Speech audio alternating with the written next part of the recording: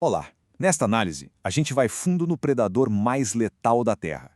Uma criatura que, acredite se quiser, pode ser responsável por mais mortes humanas do que todas as guerras da história juntas. Pois é, vamos falar do animal mais perigoso do planeta. Uma criatura tão mortal que algumas estimativas sugerem que ela pode ter causado a morte de metade, isso mesmo, metade de todos os seres humanos que já existiram. É um número que a gente mal consegue processar. A pergunta que fica é, como é que uma coisa tão pequena pode ter um poder de destruição tão imenso? É exatamente isso que a gente vai desvendar agora. Vamos mergulhar nos detalhes para entender essa ameaça. Para começar, a gente precisa entender o arsenal que eles carregam. Mosquitos não são só um incômodo, eles são vetores. Basicamente, o sistema de entrega mais eficiente da natureza para algumas das doenças mais devastadoras do mundo. E olha só essa lista. Temos a malária, que mata uma criança a cada 2 minutos. A dengue, com aquele apelido terrível de febre quebra-ossos. E a zika, que atinge diretamente o cérebro em desenvolvimento dos fetos. Cada nome aqui representa uma história de sofrimento global. O que é realmente assustador é a diversidade e a capacidade de adaptação desse arsenal. Mas como, exatamente, essa transmissão acontece? O que faz da picada de um mosquito uma verdadeira obra-prima de engenharia biológica letal? Vamos dar uma olhada na anatomia desse assassino. Bom, de mais de 3.500 espécies de mosquitos, só um punhado delas são as grandes vilãs. Conheçam o Anopheles, o principal vetor da malária, o Aedes aegypti, que é um especialista em ambientes urbanos e transmite dengue, zika, chikungunya. Cada um é um mestre na sua arte mortal. A picada é uma operação cirúrgica de alta precisão. Primeiro, a fêmea detecta a vítima pelo gás carbônico da respiração. Depois, faz uma incisão silenciosa na pele. Em seguida, a probóscide dela, que é aquele tubo fininho, procura um vaso sanguíneo. E aí vem o passo crucial, a injeção de saliva com anticoagulante. É um verdadeiro cavalo de Troia que leva o vírus direto para a nossa corrente sanguínea. Agora, vamos ver como o nosso próprio mundo acabou se tornando o maior aliado do mosquito. Antigamente, barreiras naturais como oceanos e montanhas limitavam a propagação. Hoje a gente criou supervias que aceleram essa ameaça num ritmo que nunca se viu antes. Essa linha do tempo aqui é assustadora. O que antes levava séculos para cruzar o Atlântico, como a malária e a febre amarela, agora acontece em pouco mais de uma década. E a razão para essa aceleração absurda não está no mosquito, está em nós, no mundo que a gente construiu.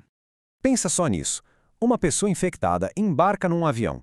Em questão de horas, ela pode desembarcar em outro continente, se tornando o paciente zero e introduzindo um vírus a uma população inteirinha de mosquitos locais, prontos para espalhar a doença. E não são só as pessoas que viajam. O comércio global cria verdadeiras pontes para os mosquitos.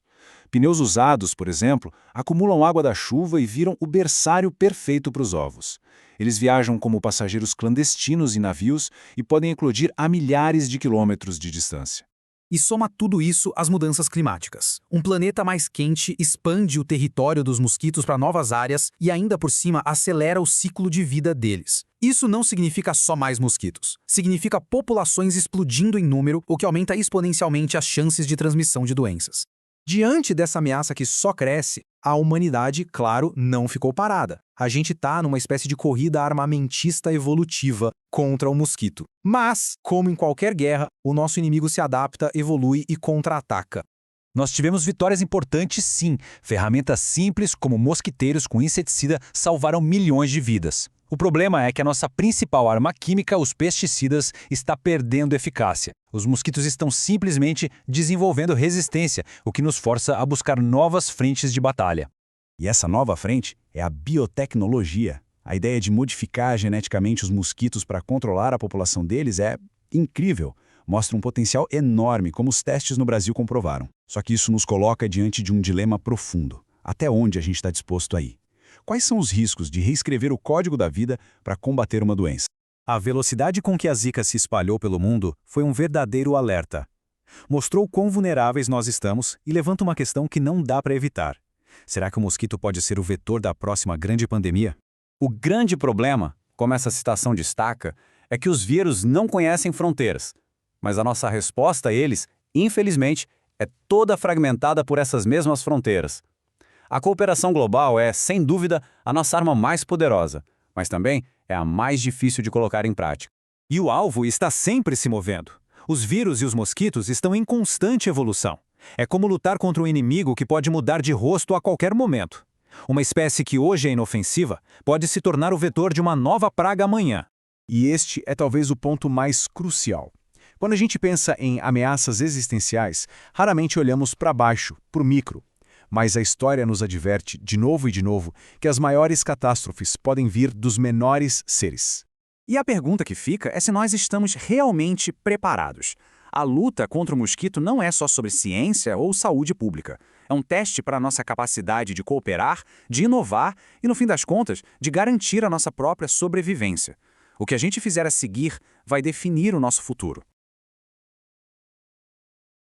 Olá! Este conteúdo foi criado por Alex Rodson. Deixe seu like e compartilhe se gostar.